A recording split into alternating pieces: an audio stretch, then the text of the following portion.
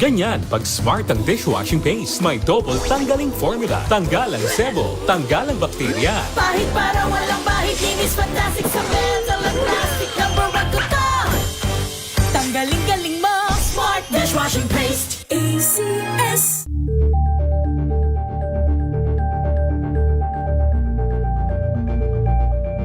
Wow, ang saya.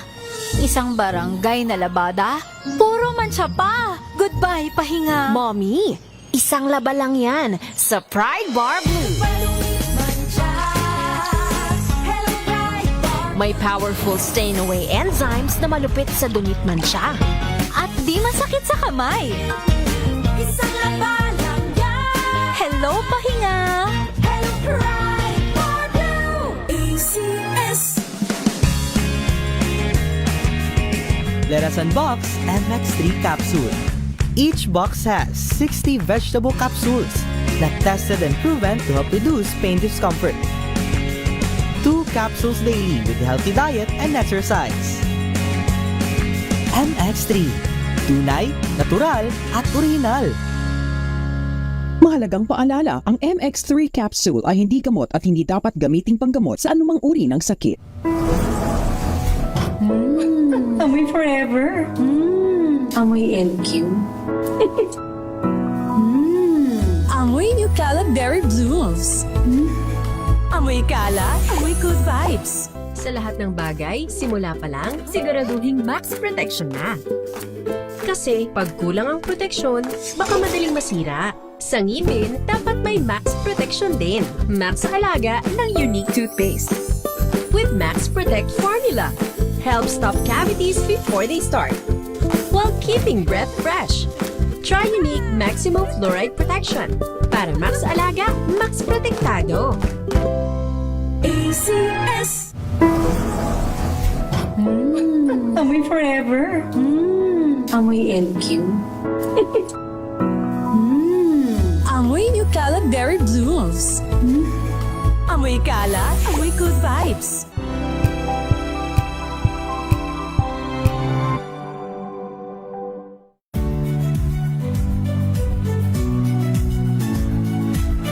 Magandang araw mga kaibigan. Ito po ang inyong balerina ng bayan, si Lisa Makuha Elizalde, na nag-aanyaya sa inyong samahan kami at ang aming mga espesyal na panauhin para sa kalahating oras ng masayang kwentuhan sa aming programang Art to Art, kung saan ang usapang sining at kultura ay para sa lahat. Huwag kaliligtaan, tuwing linggo, alas 3:30 ng hapon, dito lamang sa DZRH Radio, DZRH TV, at via online streaming.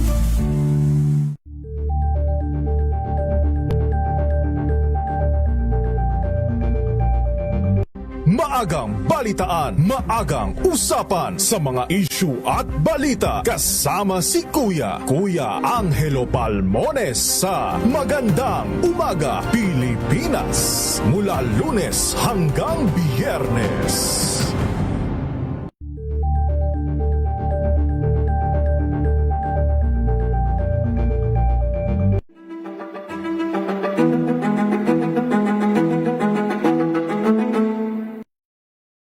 May it be isang mambabatas o dalawang hindi naniniwala sa kakayahan ng mga kabataan, but sa kabuuan naman, dalawa lang silang hindi naniniwala. I'm coming from our advocacy. Through education, kayang-kaya nating baguhin yung ganitong klaseng pag-iisip.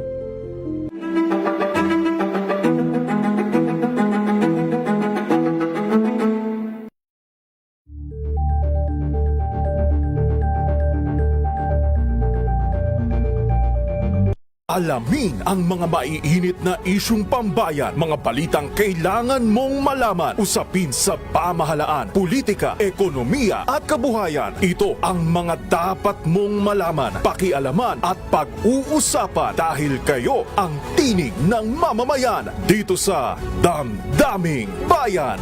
Live sa DZRH Radio, DZRH TV at DZRH Digital. Kasama sina Lakay, Deo Macalma at Elaine Apit. Araw-araw, Lunes hanggang Biyernes. Damdaming Bayan.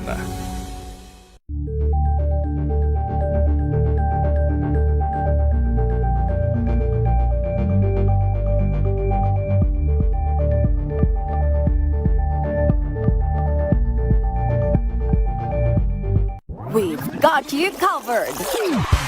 From the hottest hits, exclusive interviews, kilig to the bones fan meet experience, and hataw performances of your favorite stars. Saturdays, 12 noon, dito lang sa DZRH TV.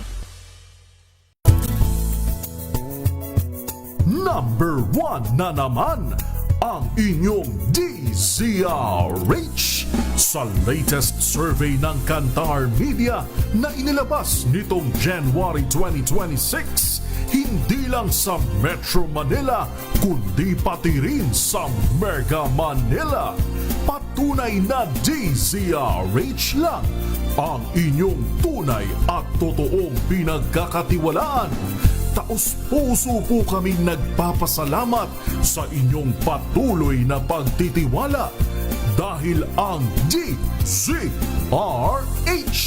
una sa Pilipinas, una sa Pilipino. Saan ka man sa mundo, tayo Pilipino. Tambalang Anthony Taberna at Jerry Baha ang gigising sa inyong umaga dahil lalatay ang humahagupit na diskusyon at komentaryo Lunes hanggang Biyernes sa 2x2.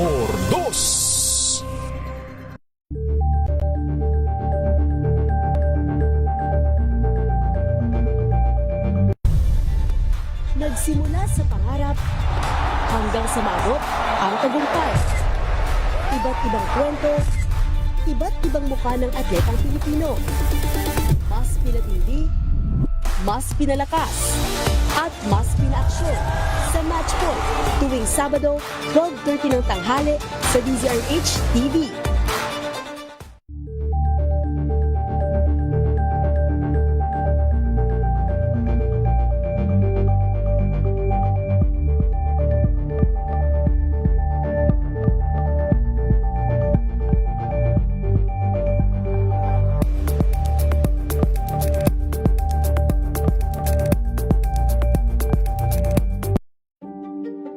Buklatin ang mga pahina.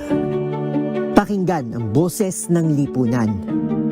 Tunghayan ang mga issue mula sa ibang katayuan. Nakakalungkot kasi deserve ba namin ng ganito? Na hindi nila alam kung ano talaga yung kanilang mga karapatan. Yung gobyerno, tinulungan nila yung kanilang magsasaka. Pinapatahimik tayong lahat using various laws. Through education, kayang-kaya nating baguhin yung ganitong klaseng pag-iisip. Isang kwento, iba't ibang anggulo. Dito, sa Point of View.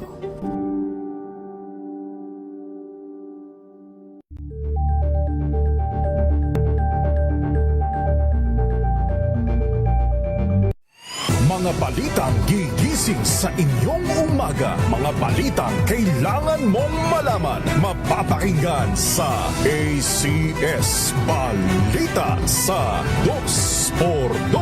Kasama sina Anthony Taberna at Jerry Baha. Lunes hanggang Biyernes.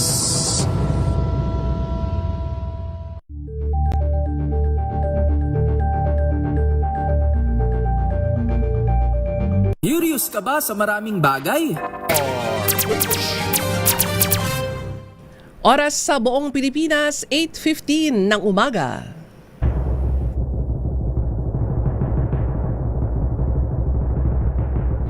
At ang mag-uwi ng Golden Dove para sa Best Public Affairs Program Host ay si Milky Rugonan, DZRH. Ito na ang 28th KBP Golden Dove Awardee, Best Public Affairs Program Host, si Milky Rigunan sa Issue Pambayan.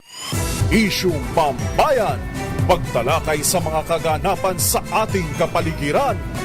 Issue Pambayan, palatuntunang nagbibigay daan sa pananaw ng taong bayan. Issue Pambayan. At ngayon, narito ang lingkod ng bayan, Milky Rigunan. Issue Pambayan. Here comes the sun, here comes the sun. I say it's alright. Magandang umaga, Luzon, Visayas, Mindanao. Kumusta po ang ating mga kababayan? Tama ba yun? Wala masyadong traffic? Dahil mahal ang presyo ng gasolina? Pero matraffic sa mga gasoline station. Aba, mahaba ang pila ha. Laging pag weekend, pumipila na yung ating mga motorista kasi tuwing Tuesday ay ipinatutupad ang either pagbaba o pagtaas ng presyo ng produktong petrolyo. Pero ngayon po, wala tayong inaasahan na pagbaba dahil puro pagtaas ng presyo ng produktong petrolyo ang ating mga ibinabalita. But anyway, ako po si Mil Kirigunan. Samahan po ninyo sa Isyung Pambayan hanggang alas 9 ng umaga. Marami po tayong pag-uusapan at sa kamera. Unahin ko na muna dahil napakaaga ng aking panauhin ngayong umaga. Sa Wednesday ay sisimula na ng kamera ang impeachment proceedings laban kay Vice President Sara Duterte. Ano ba ang aasahan natin at sakaling magmatigas ang Vice President gaya ng mga ginagawa niya noon sa budget hearing ng kanyang tanggapan, OVP at ng DepEd, hindi umaaten? Pwede ba itong gawin din sa hearing ng impeachment laban sa kanya? Nasa linya po natin ang kinatawan ng Bicol Saro Party List at syempre ang chairman ng House Committee on Public Accounts at miyembro ng House Committee on Justice, Congressman Terry Ridon. Kong Terry, magandang umaga. Magandang umaga. Maraming salamat sa pag-imbita. Magandang umaga, Kong Terry. Alam kong pinaghahandaan na po ng House Justice Committee ang investigasyon, formal impeachment proceedings laban kay Vice President Sara Duterte. Ano po muna ang aasahan natin sa Miyerkules? Well, katulad na po ng nabanggit na ni Chairperson Jervil Luistro, bahagi po dito yung pagtalakay ng mga preliminary matters. No? So, kasama po dyan yung pag-determine at pag-decide po ng mga motions po. Una, patungkol po doon sa custody ni Mr. Madriaga, which is yung pong motion po ni Congressman Shell Jokno. Yung pong issuances ng subpoenas, doon po sa lahat po ng mga dokumento at mga witnesses, resource persons. No? Dito po sa mga impeachment complaints po na ito, kasama po dito yung pagsubpoena po ng mga SALN, ng mga tax documents, bank documents, AMLAC documents, at corporate documents po ng mag-asawang Duterte Carpio ng kanila pong mga kumpanya na nakalista po sa kanila pong SALN noong pong 2024 at iba pang mga mahahalagang dokumento katulad po nung video documentation noong pong death threat laban sa Pangulo, First Lady at yung pong mga COA reports sa paggamit po ng confidential funds. Marami palang masusuriin na mga dokumento ang House Justice Committee sa Miyerkules. So, inaasahan natin magtatagal itong hearing na ito. Unlike yung mga previous hearings natin sa Kamara, Kong Terry, na mabilis na natatapos, na mga bago mag-sesyon natatapos na. Pero ito, aasahan ba natin ng medyo mahaba ang mga gagawing impeachment proceedings ng Committee on Justice? Titingnan din ho natin kung makakapag-presenta na po ng ebidensya yung po mga complainants sa endorsers, no? Kung handa na rin po ba sila sa kanila pong presentation at mga ebidensya at mga dokumento. So, antabayanan po natin yan sa darating pong Miyerkules. No? Pero in the main, yun pong mga dokumento at yung pagsusubpina po ng lahat ng iba pang mga ebidensya, no? Yung pong pinakapag-uusapan sa araw po na yan. Kasama po ba dito ang expectation na sa Miyerkules kailangan ng dumalo si Vice President Sara Duterte? Napadalhan na po ba siya ng imbitasyon, Kong Terry? Tama po yun. No? Meron po nga ipinadala notice at invitation sa ating po pangalawang Pangulo dahil bahagi po sa kanya pong mga karapatan yung po makapagpresenta rin po ng mga ebidensya sa hearing proper kahit nagbigay po siya ng napakaigsing answer ad cautelam. Nito po nga nagdaan po nga panahon. Ang sabi nga po ng mga kasamahan po ninyong mga abogado rin sa Justice Committee, parang ala daw pong laman yung ad cautelam na isinumite ng defense team at sayang daw po yung kanyang de Campanilyang 16-man legal team kung hindi daw po makakapagsalita. Kasi ang proseso pala dito, Kong Terry, no, uli natin sa mga ating kababayan, hindi siya pwedeng katawanin ng kanyang abogado kung hindi siya dadalo o hindi magsasalita. Tama po ba, Kong Terry? Tama po yun. Ito po ay katulad ng mga preliminary investigation sa mga piskalya, no? Kung saan ang talagang bigay po ng mga presentasyon ng ebidensya, hindi po yung mga abogado ng po mga nagrereklamo at nagdedepensa, kundi yung akusado, respondent, at yung pong mga complainants po mismo. Ganyan po sa proseso po ng piskalya. At ganyan po yung inaasahan din po natin sa bahagi po ng impeachment proceedings po natin. So, limited lang po sa pagbibigay po ng advice yung pong mga abogado pagka pumasok na po tayo sa hearing proper. Yan ay kung dumalo siya, Kong Terry, ng personal, di ba? Paano halimbawa, first day ng impeachment proceedings sa 25th, March 25, hindi siya pupunta. At sa mga succeeding, halimbawa, Kong Terry, paano po ang senaryo pag ganon? Wala naman tayong problema kung hindi ho dadalo ang atin pong pangalawang Pangulo. Kasama po sa kanya pong mga karapatan bilang respondent ang pagdalo at ang hindi po pagdalo. Ang pagpresenta po ng ebidensya at hindi po pagpresenta ng ebidensya. No? So, yan po yung nakabatay ho talaga doon sa kanya pong pagpapasya. Kung bahagi po ito ng kanila pong legal na strategiya, gagalangin po natin. In the same manner ho, na ginagalang po natin yung kanila pong answer ad cautelam. Bagamat kinategorize po ito bilang non-answer ng marami po sa ating mga kasama sa House Justice Committee. Kasi ang tingin ko dito bilang hindi isang abogado, no, Kong Terry, at ordinaryong mamayan lang na nagsusubaybay dito sa impeachment proceeding. Halimbawa, doon sa process ng impeachment proceeding na gagawin ng Kamara, no-show ang Vice President. Pero halimbawa, andun naman ang kanyang mga abogado, kaya lang paano po ang magiging takbo ng pagdinig? Dahil kailangan din pong ipresenta yung kanilang panig, wala naman pong maghahayag doon. Tas andun na po yung mga dokumento at meron pong mga halimbawang dadalong mga witness sa panig po ng prosecution. Parang tingin nyo po ay one-sided to, di ba? Ay, hindi naman ho. Dahil ang requirement ho talaga, magpakita po yung complainants at yung pong respondent. No? So, ibig sabihin, hindi naman ho ang kakatawan sa complainants yung mga abogado ho nila eh. Ang kakatawan ho sa complainants yung complainants themselves. No? So, ganun din ho sa kabilang partido.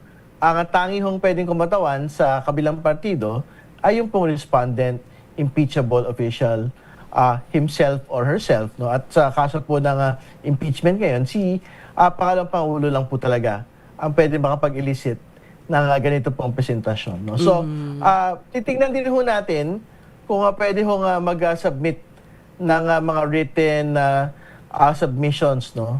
Yung pong magkabilang kampo. No? So, ibig sabihin, kung hindi ho sila magpapakita, kung pwede ba silang magbigay ng mga dokumento para sa kanilang presentasyon, whether bilang complainants at bilang mga defendants po, no, or respondents po dito po sa impeachment complaint po na ito. So, for example, yung po mga submissions naman ho, halimbawa ng mga abogado ng bawat panig, katulad ng pong ginawa pong submissions po kay Vice President Duterte, tinatanggap naman po ito ng komite at tinitignan bilang mga manifestasyon.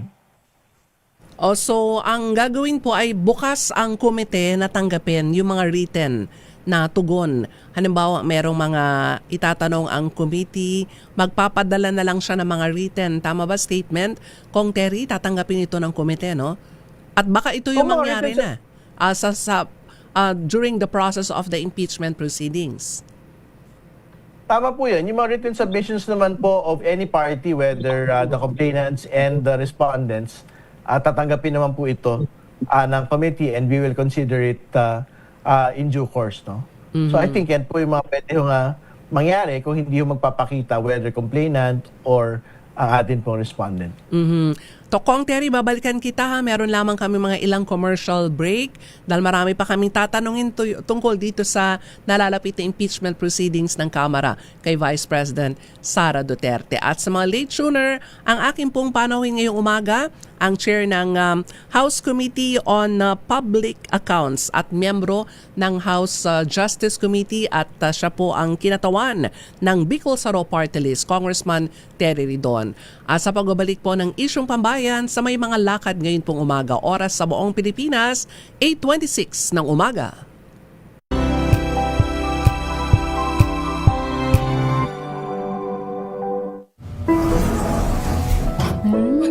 Amoy forever. Amoy LQ. Amoy New Cala Berry Blooms.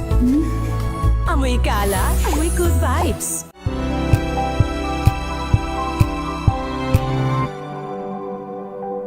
Hello, Washi! Laundry day na naman! Yay! Anong meron? Mancha ng chocolate, putik, may libag pa! Kaya natin yan!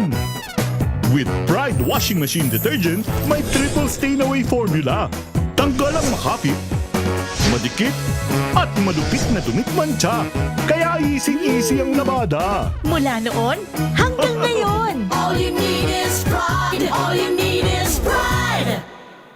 ACS. Jiggy Manikad po. Bilang isang broadcaster, mahalaga sa akin ang tamang impormasyon sa lahat ng bagay. Kahit sa kape, mapanuri ako. Kaya dito ako susubukan ng MX3 Coffee. Ito'y low acid, cholesterol free, at may vitamin C plus calcium. Sigurado ako sa MX3 Coffee. Dito ako bilib.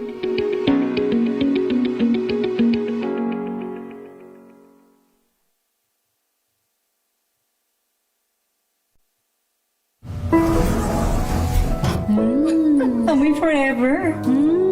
Amoy LQ. Amoy New Cala Berry Blooms. Amoy Cala, amoy good vibes. May nagbago. May arte. May budget. Akala nyo lang yon. So solid. White rose papaya, wow, white rose. White rose papaya, wow, white rose. White rose papaya. May glow up with a white rose papaya. White Rose Papaya. May puti power times 2 kasi may papaya at niacinamide. May shea butter and tea tree oil pa. Kutis sulit ang glow up. Glow up with a white rose papaya. White Rose Papaya. Kutis sulit ang glow up. ACS.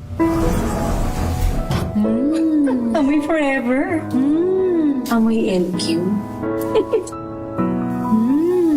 Amoy New Cala Berry Blooms. Amoy Cala, amoy good vibes.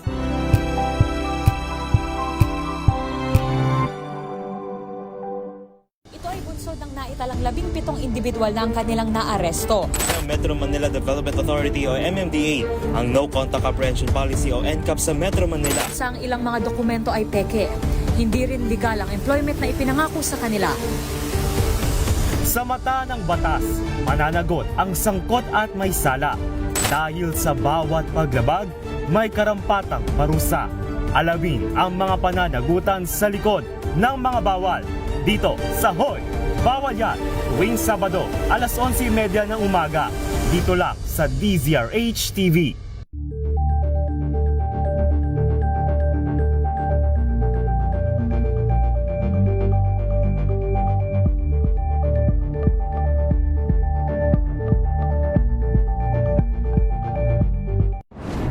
Kung good vibes ang hanap mo, dito ka na sa sigurado!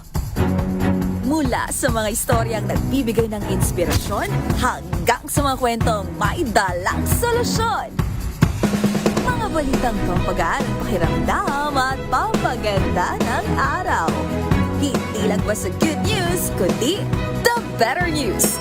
Mula Lunes hanggang Biyernes, 1:00 ng tanghali sa DZRH TV.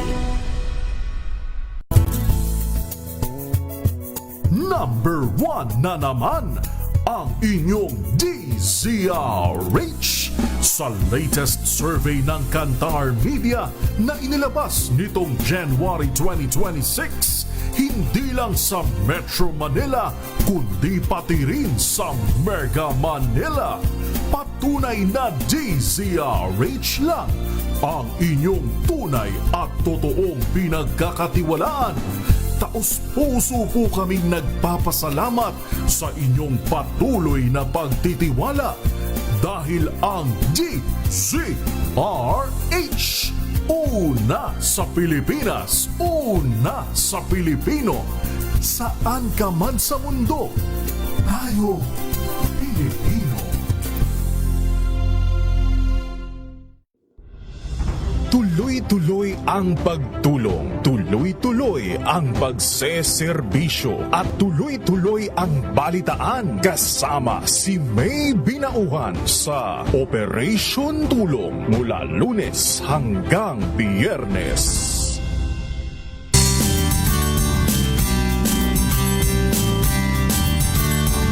Oras sa buong Pilipinas, 8:32 ng umaga. Ako pa rin ho si Milk Rigunan sa Isyong Pambayan. Samahan po ninyo hanggang alas 9 ng umaga. At sa mga late tuner, kasama ko po ngayon ang kinatawan ng Bicol Saro Party List, miyembro ng House Committee on Justice at Chairman ng House Committee on Public Accounts, Congressman Terry Ridon. Kong Terry, magandang umaga pong muli. Magandang umaga ulit. Kong Terry, ang tanong natin ngayon, anong mga dokumentong unang sinabina ng komite para masuri sa araw po ng Miyerkules? Siyempre, yung po mga unang masasabi na po talaga ay yung po mga dokumento relating po sa confidential funds. No? So kasama po dyan yung mga COA reports, mga congressional records na nagdaan po nga 19 Congress. No? Kasi talaga naman po nga very extensive na po eh. Yung po nga inabot po nito pong reporting, no? On confidential funds. In fact, meron po mga notices of disallowance at yung po mga attachments po nito na pinaghahalawan po noong 70 million na pinapasoli sa Office of the Vice President doon po sa maling paggamit ng confidential funds. Kasama po dyan yung paggamit ng confidential funds para sa mga non-confidential expenses. Yan. Teka lang parang meron tayong naririnig na audio? Het? Meron bang uunahin tayong report? Paki-advise lang kami ni Kong Terry kung magpapasok tayo ng report maya-maya ng konti. Ha? Okay, sige. Pasensya na Kong Terry ha. Ano lang yon, mga technical problems sa studio. But anyway, tungkol po doon sa pinaho ng mga dokumento. So yun po, so kasama po dyan yung mga batayan po ng confidential funds. No? Yung po na 70 million na pinasasoli. Kasama po dyan yung mga paggamit po ng confidential funds sa mga non-confidential expenses. No? Katulad po ng team building. So kasama po yan doon sa mga ipapasapina. Kasama din po, katulad ng binanggit ko, yung po mga video documentation po ng death threat against the President, the First Lady, and the former House Speaker. At panghuli, yung po, siyempre, pag-imbita rin po kay Mr. Ramil Madriaga para bigyang patotoo yung kanya pong affidavit. Very important po ito dahil gusto pong matest ng komite ang kredibilidad po ni Mr. Madriaga kasi supposedly siya yung magbibigay pagpapatotoo noong pong implementation po ng maling paggamit ng confidential funds. No? Kasi supposedly natin makikita yung pong paglabas ng pera ng confidential funds mula sa bangko papunta doon sa mga tauhan po ng OVP at papunta po sa mga katulad po ni Mr. Madriaga na supposedly mga confidential agents. No? At panghuli, yung pong mga SALN and financial documents at tax documents po ng mag-asawang Duterte Carpio. Very important po na maipaliwanag ito dahil based po doon sa cumulative salary po ni Vice President Duterte bilang Vice Mayor, Mayor at Vice President, hindi po lalagpas ng 40 million dapat eh.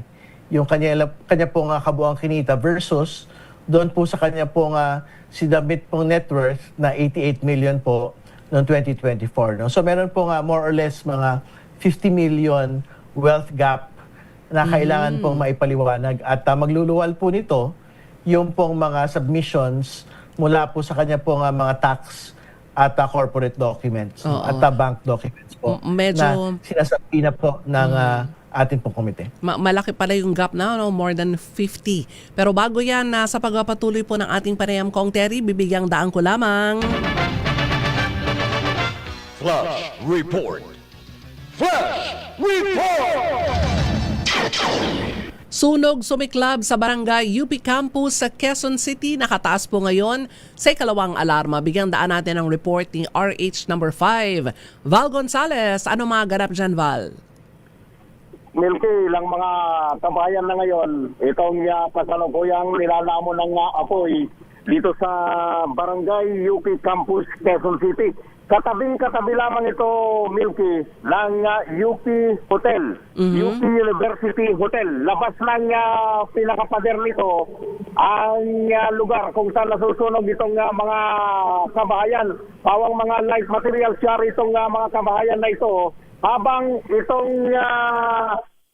compound mismo nitong UP Hotel ay nagsisilbi na ngayong parkingan nitong napakaraming mga bombero na nanggaling pa sa iba't ibang lugar dito sa Quezon City para apulahin itong nangyayaring sunog dito sa barangay UP Campus, loob mismo ng UP Campus. Itong lugar na ito kung saan ay nakataas na sa ikalawang alarma. Val, Val, ilang tanong lang. Kontrolado na ba ang apoy at meron ba tayong napaulat na manasaktan o nasawi dyan sa sunog na kinocover mo sa QC? Wala pa, Milky, dahil ang report ng Bureau of Fire Protection ay 8:04. Pasado alas 8 ngayong umaga pa lamang nang sumiklab itong sunog. Halos 4 na pong minuto na ang nakalilipas at ngayon nasa ikalawang alarma pa rin. Wala pang report, Milky, kung merong nasaktan o merong nasugatan dito sa sunog na ito, habang yung ating mga kababayan na residente dito sa nasusunog na malaki-laking mga lugar, mga kabahayan dito sa UP Campus ay abala naman doon sa kanilang pagsasalba, doon sa kanilang mga kagamitan na maripang maalis doon sa kanilang mga bahay at mailigtas, ay yun yung kanilang ginagawa sa mga oras na ito, Milky. Salamat, Val. Back to you, Milky. Ang report ni Val Gonzales, kaya ingat po tayo. Ngayon pong Marso ay Fire Prevention Month.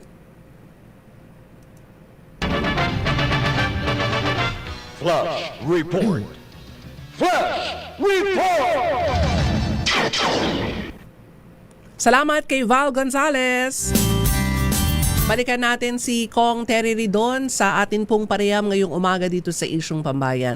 Kong Terry, meron lang akong tanong. Dahil noong 19 Congress ay pumasa yung impeachment complaint laban kay Vice President Sara Duterte, umakyat sa Senado. Kamusta ngayon under 20th Congress? Tingin niyo ba ay makakuha rin ng 1/3 votes pagdating po ito sa plenaryo? Ano ba kung tapos na po ang pagdinig ng House Justice Committee? Well, sa dulo-tulo kailangan ho natin antayin yung pong plenary vote. Pero kung pagbabatayan po natin yung pong boto nung pong sufficiency in substance vote, nakita ho natin na 54 votes na po yung nakuha at that point. So ito po ay lagpas kalahati na po ng 106 votes na kailangan para makapag-impeach po ng isang impeachable official. So tingin ko ho yung last 52 votes para maabot po yung 106 minimum threshold para sa pag-impeach po ng isang official.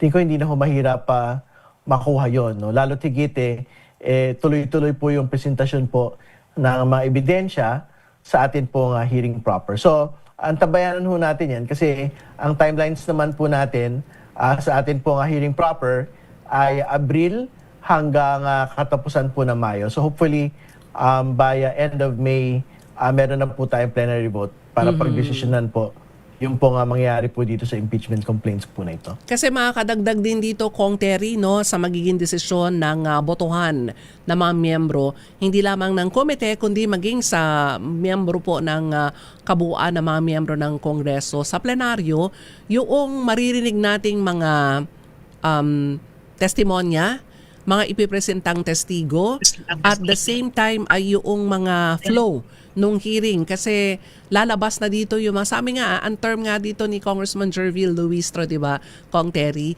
ito yung magsisilbing parang mini trial na bago umakyat sa Senate as an impeachment court. Tama po yun, no? Pero I think very important po na makategorize po talaga natin itong bahaging ito bilang parte po ng truth-seeking mechanisms para mabuo po talaga yung articles of impeachment. Kasi yan naman po yung pinakamahalagang dokumento bago po dalhin sa Senado. No? Kasi diyan na po talaga yung magiging formal charge against the Vice President na isasalang po pagka po nagkaroon ng Senate impeachment trial. No? So, hopefully, pagka ho nabuo po lahat ng mga presentasyon ng ebidensya, whether ng complainant at ng atin pong respondent, mabubuo ho talaga natin yung more or less complete picture kung ano ho yung nangyari talaga sa confidential funds, ano po yung nangyari sa death threat against the President, ano po yung nangyari dito po sa SALN at supposed unexplained wealth po ng atin pong pangalawang Pangulo. Kung Terry, ito maraming nagsasabi, although marami ring nagpaliwanag na ito ay bahagi ng responsibilidad tungkulin ng Kongreso under the Constitution na gawin na ang tungkulin ito, kasi may mga bumabatikos din na hindi lamang yung ilang kasamahan nyo, kundi yung ilan natin mga kababayan na ang dami na ang problema, impeachment pa rin pinag-uusapan sa Kamara. Ano pong paliwanag ho natin at mensahe sa ating mga kababayan? Well, hindi ho totoo na po ang impeachment laban po doon sa pag-focus doon sa pang-ekonomikong krisis ho natin sa presyo ng langis. Kasi kung makikita ho natin, tumatakbo po yung economic relief measures katulad po ng removal po ng excise taxes on petroleum products. In fact, pipirmahan na po ito ng Pangulo ng Pilipinas habang nagtutuloy po yung pong accountability mechanisms ng Kongreso katulad po ng impeachment proceedings po natin. So, hindi ho natin ito pinagbabangga. Ito po ay sabay na in-undertake ng atin pong Kongreso. No? So, in the last 2 weeks, nangyari po yung accountability measures on impeachment, pero nangyari din po yung pong pagpasa nito pong removal of excise taxes and petroleum products. At inaasahan po natin as soon as mapirmahan po ito ng Pangulo ng Pilipinas, ay at most 10 pesos per liter po yung pong mababawas doon po sa ating kasalukuyang binabayaran. Ibig sabihin, ginagawa po nyo ang inyong tungkulin at the same time, gagawin din natin ang tungkulin na ituloy yung impeachment process dahil ito po ay nakasaad sa ating saligang batas. Terry, meron na ba uling miyembro ng prosecution team na harap halimbawang umusad sa Senado ang impeachment trial against the Vice President? Kasi nakulangan, di ba?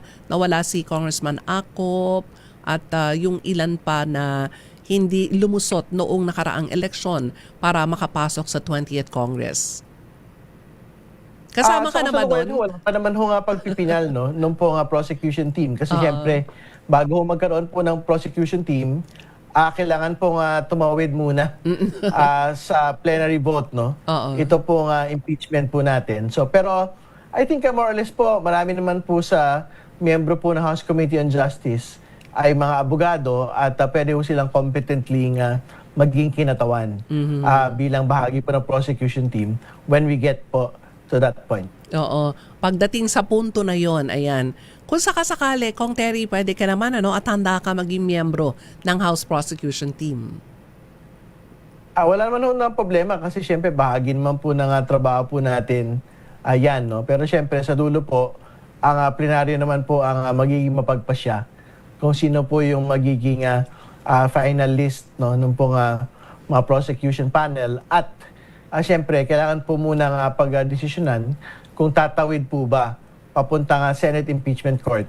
Ito pong impeachment complaint laban po kay pangalawang Pangulong Sara Duterte.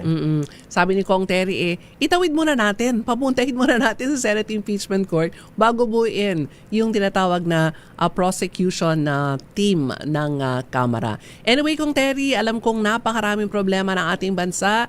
May mga nagsasabing, sige, tapusin ang impeachment para umusad na rin ang ating pamahalaan sa mga usapin na yan.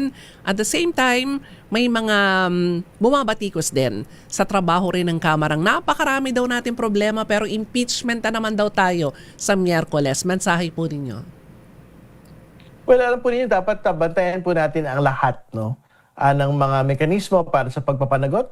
Pero bantayan din po natin yung pong interventions na gagawin po ng pamahalaan dito po sa pagpapababa ng presyo po ng produktong petrolyo dahil nakasalalay po ang maraming bagay dyan. So, halimbawa, yung usapin po ng suspension po ng fare increases, very important po na tiyakin ho natin na yung po talagang tulong sa mga apektado po ng suspension ng fare increase, yung po mga tsuper at operator, dapat po yung tulong sa kanila makarating po sa kanila at magtuloy-tuloy. Sa buong panahon po na meron po tayong krisis sa presyo po ng produktong petrolyo. Kasi hindi naman ho pwedeng one time lang yun, lalo higit, hindi naman ho natatapos yung pagbili at paggastos po ng mga kababayan po nating mga tsuper at mga operator po. Na umaasa lang ho sana na talagang meron pong pagtaas po ng pamasahe para makaibsan doon po sa kanila po kasalukuyang krisis. So, kasama ho yan doon sa mga dapat po natin bantayan moving forward. On that note, Kong Terry, maraming salamat muli sa panayam ngayong umaga. Maraming salamat. Magandang umaga. Magandang umaga po sa inyo. Ang kinatawan ng Bicol Saro Party List, miyembro ng House Committee on Justice at chairman ng House Public Accounts Committee, Congressman Terry Ridon. Naghahanda na ang mga miyembro ng Committee on Justice sa Miyerkules. At para sa akin po, tapusin, panoorin ho natin, subaybayan ang paglilitis. Para malaman ho natin kung naging patas ba ang pagdinig ng Kamara bago iakyat sa Senado na magsisilbing Senate Impeachment Court. Sa pagpapatuloy pa rin po ng isyong pambayan, mga balita, mga pagbati po sa inyo, alam ko marami nakatutok pa rin. O bago ko makalimutan, ayan, may utang ako last week, ayan, sa aking mga suking listeners at viewers dito sa isyong pambayan. Dahil tuwing ako po yung nagpo-programa, ayan, si Miss A, pinapadala po yung litrato ng kanyang mga magulang, mga senior citizens na po ito, na yung ilan po sa kanila ay may karamdaman. Oy, magpagaling ho kayo ha, si Apa at saka si Ama, habang sila po ay nagbe-breakfast, nakatutok sa DCRH at nanonood po sa isyong pambayan. Magandang umaga, Apa at Ama, at magpagaling po kayo sa madaling panahon.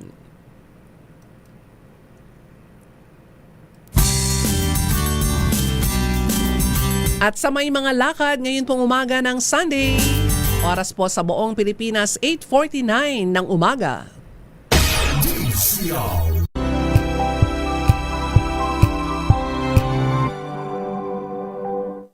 Maulan man, no worries na amoy kulog ang damit. Charm Fabcon, bangong pumakabloom, tanggal amoy kulog sa bango ng Charm. Kaya gamit ko Charm Fabcon with Bloom Fresh technology. Kills 99.9% of kulob-causing bacteria. May aroma burst pa of thousands of flowers and berries. Ang sampay sa loob, no amoy kulob. Bangong kumakabloom sa Charm. Charm Fabcon. ACS.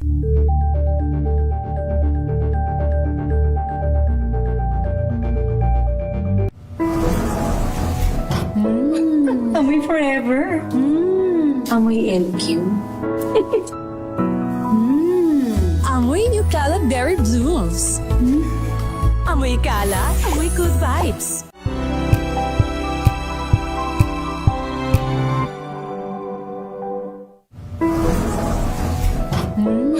Amoy forever. Amoy LQ. Amoy New Caleb Berry Blooms. Amoy kala, amoy good vibes.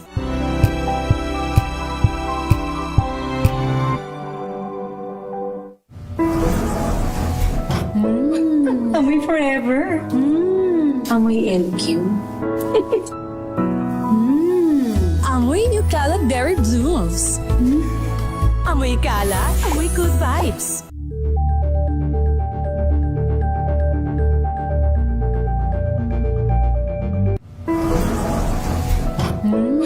Amoy forever. Amoy LQ. Amoy New Caleb Berry Blooms. Amoy kala, amoy good vibes.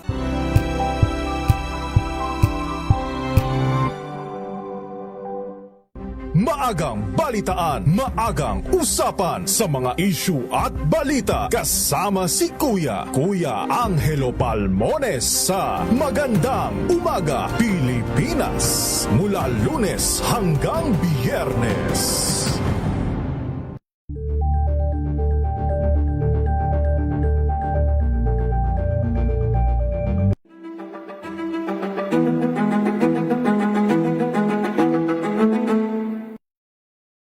May it be isang mambabatas o dalawang hindi naniniwala sa kakayahan ng mga kabataan, but sa kabuuan naman, dalawa lang silang hindi naniniwala. I'm coming from our advocacy. Through education, kayang-kaya nating baguhin yung ganitong klaseng pag-iisip.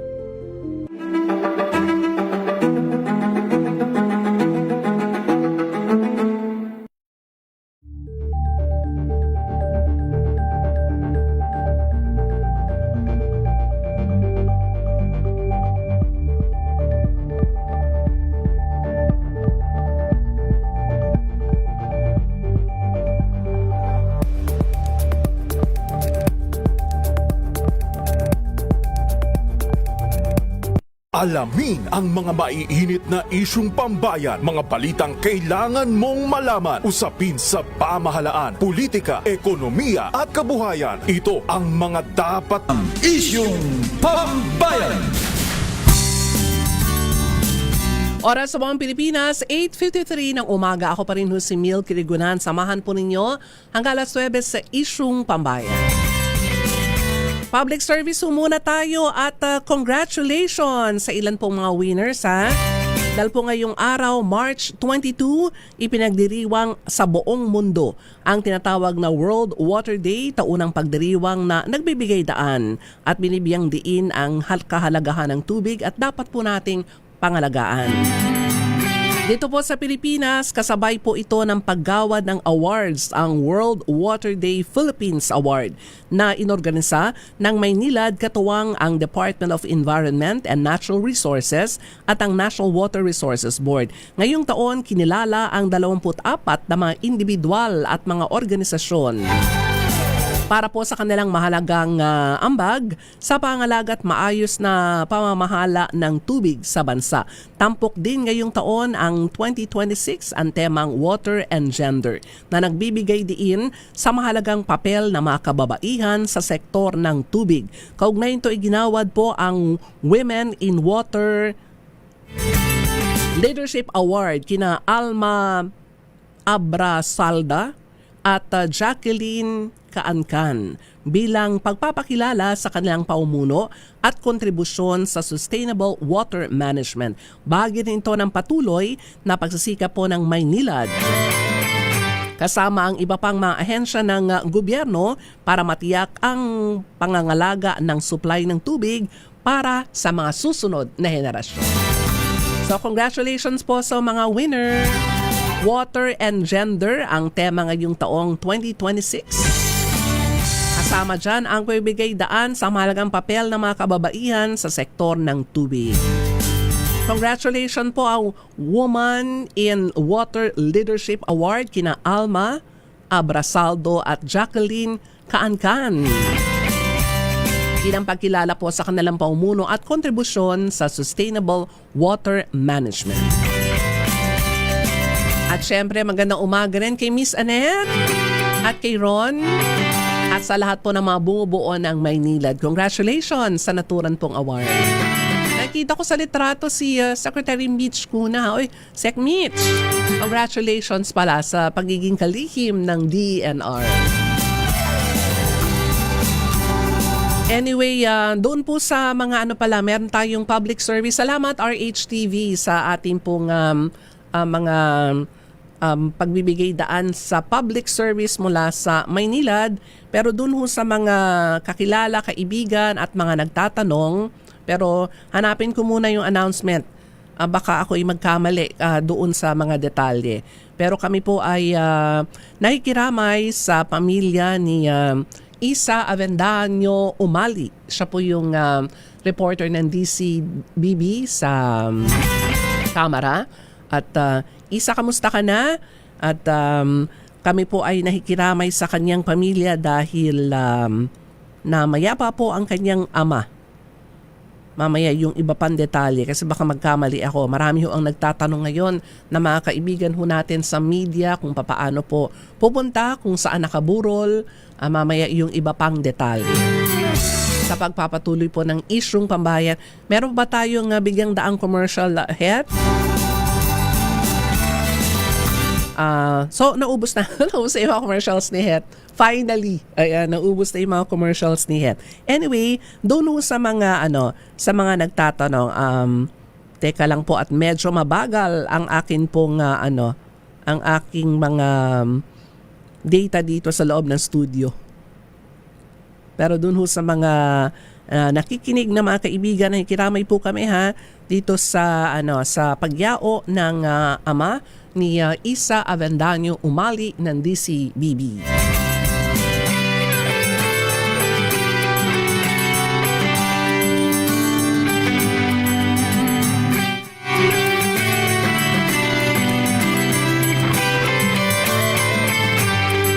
Antabayanan din mamaya susunod na programa sina Giselle Ricafort at Edniel Parosa, pero meron lumana tayong isa lang paalala mula kay Het.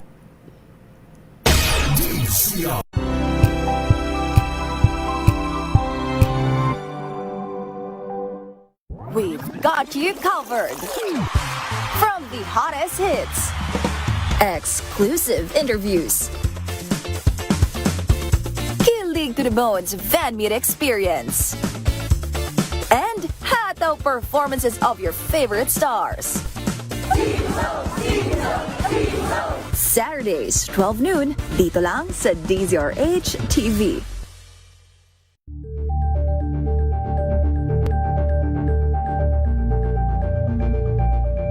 Tambalang Anthony Taberna at Jerry Baha ang gigising sa inyong umaga dahil lalatay ang humahagupit na diskusyon at komentaryo Lunes hanggang Biyernes sa 2x2.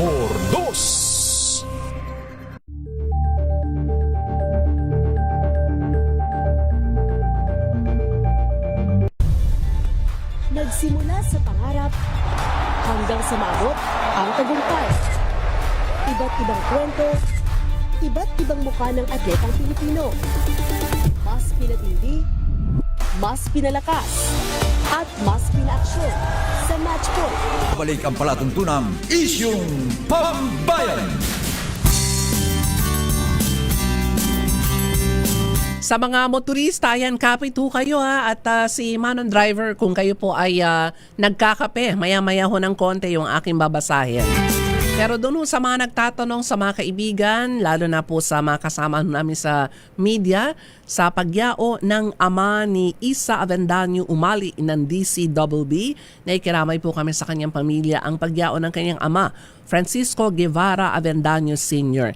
Namatay po noong Biyernes. Ang kanyang burol ay nasa 129 Bagbagin, Pandi, Bulacan, sa harapan lamang po ng Bagbagin Barangay Hall. So Isa at ang buong miyembro ng mga medyang nagko-cover sa House of Representatives ang aming pakikiramay. Eto na, Manon Driver. Kasado na naman ang double-digit na pagtaas sa presyo ng produktong petrolyo ngayong linggo. Alam niyo, pag ako'y dumadaan ho sa mga gasoline stations, titignan ko yung kanilang fleet card. Fleet card po yung tawag doon, yung napakalaking karatula. Makikita mo yung kanilang presyuhan doon. Ang mapapaling kayo from 60 plus, ngayon po ay ano eh. Tama ba yun? Halos mag 100 pesos na.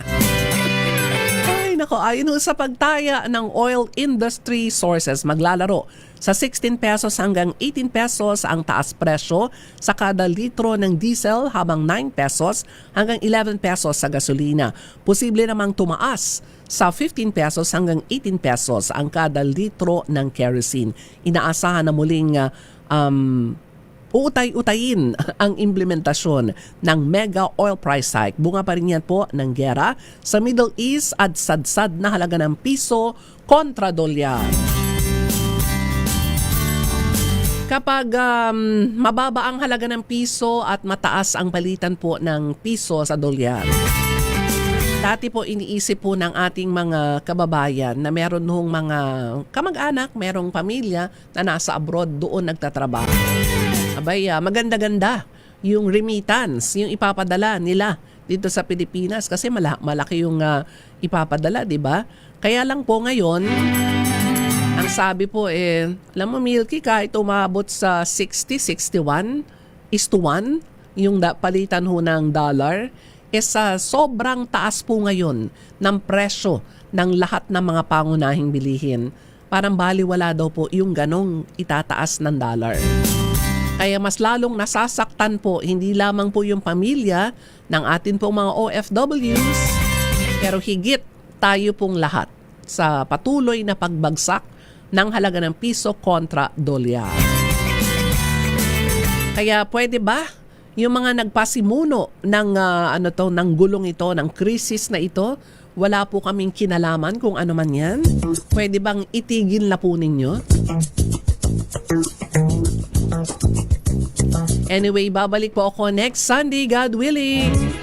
Ganap pong alas 8 hanggang alas 9 ng umaga. Sa Isyung Pambayan. Magandang umaga, magandang tanghali, magandang hapon, magandang gabi sa mga kababayan ho nating nasa iba't ibang panig po ng mundo. Alam kong lagi kayo nakatutok, nakikibalita sa mga ganap dito sa Pilipinas. At syempre, Luzon, Visayas at Mindanao. Oras sa buong Pilipinas, 9:03 ng umaga. Ako po si Milky Regunan. See you next Sunday. Just one look at you.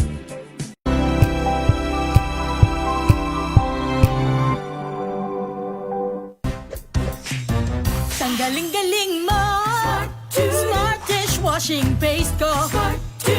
Pritong ulam na masebo, plato o kaldero. Tanggaling for everyday. Ganyan, pag Smart ang dishwashing paste, may double tanggaling formula. Tanggal ang sebo, tanggal ang bakterya. Pahit para walang bahid, linis fantastic sa mesa lang plastic, number 1 ko to. Tanggaling-galing mo, Smart dishwashing paste. ACS.